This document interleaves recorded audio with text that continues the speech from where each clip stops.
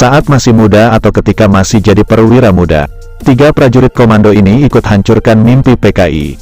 Lalu setelah itu ketiganya sukses jadi komandan Kopassus.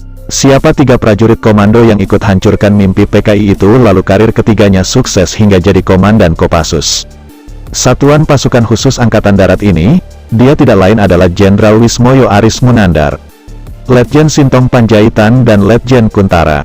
Ya, 3 Jenderal Baret Merah atau Kopassus ini ketika masih muda atau saat masih menjadi perwira muda, terlibat langsung dalam operasi penumpasan pemberontakan PKI atau dikenal dengan pengkhianatan G30 SPKI yang meletus pada tanggal 1 Oktober tahun 1965. Ketika itu, Wismoyo Aris Munandar, Kuntara dan Sintong Panjaitan masih perwira muda berpangkat letda.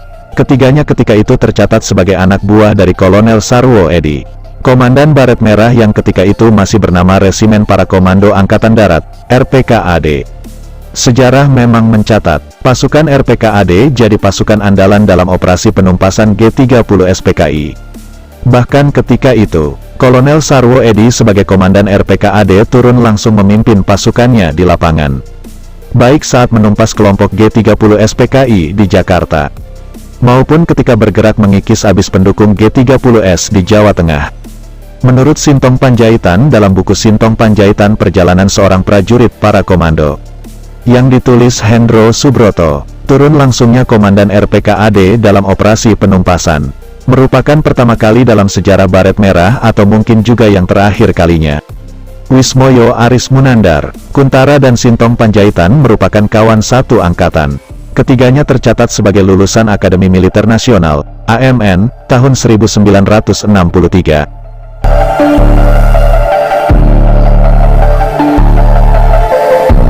Berikut sekilas jejak karir dari 3 prajurit komando yang ketika muda ikut menghancurkan mimpi PKI mengkomuniskan Indonesia.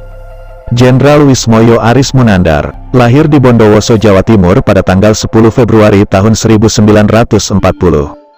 Ia merupakan lulusan AMN tahun 1963.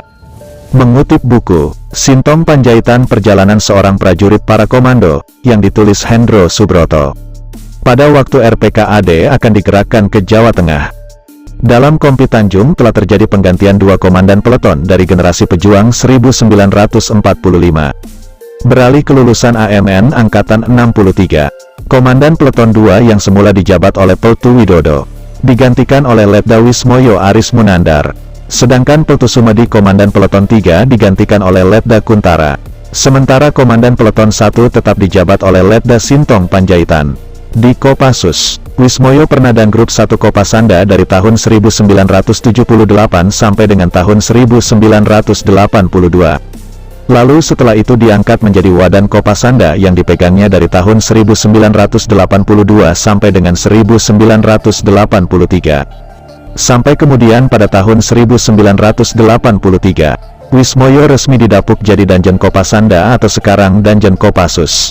Wismoyo jadi Danjen Kopassus sampai tahun 1986. Puncak karirnya adalah ketika ditunjuk jadi Kepala Staf Angkatan Darat, Kasat, pada tahun 1993. Wismoyo menjadi Kasat sampai tahun 1995.